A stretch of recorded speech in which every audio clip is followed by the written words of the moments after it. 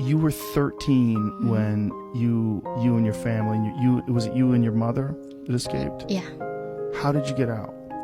So that hospital, right? Initially, my sister and I was gonna escape. But when North Koreans say when you are escaping, of course we don't have phones, we don't have a map, we don't know what's the outside world look like. Right. Luckily, I was living in this border town of North Korea by then. So at night, do you know if you see the satellite photo of North Korea, it is literally the darkest place on earth. Yes. We don't have electricity.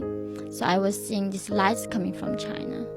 So I thought like if I go where the lights are, we would be finding some bowl of rice.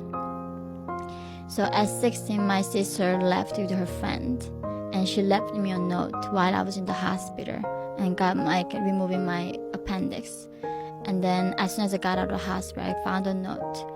And initially, my mom and I went to look for sister where she went. But when we found the lady, she told me that she could help me to go to China that day. And so this was you and your mother, and you were 13 years old. Yeah. So how did you get across, and what was that experience like? So so I told my mom, like, come with me to China. And my mom was like, my father was home, he was waiting. But the thing is, the tragic thing for North Korea, we cannot even say goodbye to our loved ones. So if we got caught on the journey, and if my father knew that we were escaping, he's gonna be punished so much. So it's better off that he does not know that we are escaping for his own safety.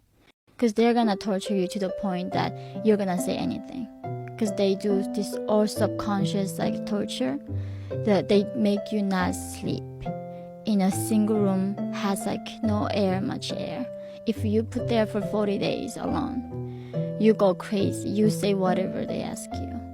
So if he actually knew that we were escaping, it wouldn't good for him. He would have told him, you cannot tell father that we are escaping. So that day we climbed up this several mountains, and then we went to the riverside. But she had a connection with the guards. Why did you not bring him with you? Because he's a man and he was sick. And somehow she said only women can go. Only women can go. I did not know what she meant by that. She's like, you should just go with your mom. And don't even tell those people that's your mom.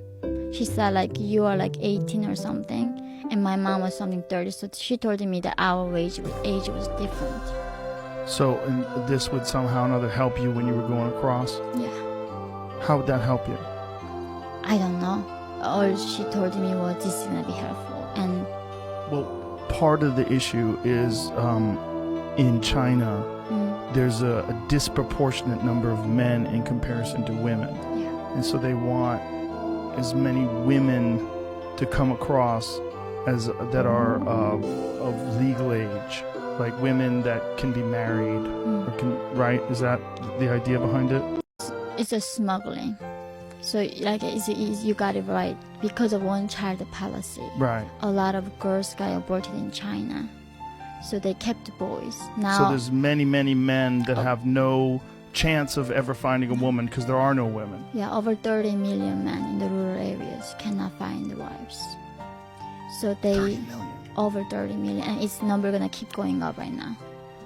So that's a big problem for Chinese regime. But the thing is, even that, they don't allow North Korean women to stay there. They catch us, and they send us back to North Korea. Last month, China repatriated 50 North Korean defectors back to North Korea. It's sending them Auschwitz. Literally, they are sending them to death camp. But the Chinese regime still do catch us and send us back because they think we are posing a threat to the regime, and they don't want the regime to collapse. So they are catching all the defectors. But the human traffickers seize the opportunity here because we are so vulnerable, right? We are running away from Chinese authority.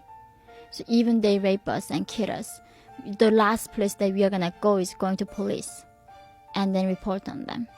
Why did they think that women coming over from North Korea are going to somehow or another collapse the empire? Because that's what Kim Jong-un believes. He thinks they're going to collapse through the defection, through the defectors. So after Kim Jong-un came into power, he literally, the country cannot afford the electricity. Probably electrified the fence the entire border. Not only that, putting the machine guns with the guards, have a shoot to kill order. Whoever crosses, they don't even bother to ask you stop. They shoot you right there.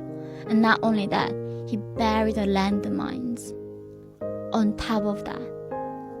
So there's electric fence, and then there's guards shooting to kill, and then past that there's landmines. Yeah. Entire country became a concentration camp. Entire country. When did they start putting the landmines in? A few years ago. So this is after you had already escaped. Yeah. Now there's no, you don't see North Korean de facto escaping from North Korea anymore.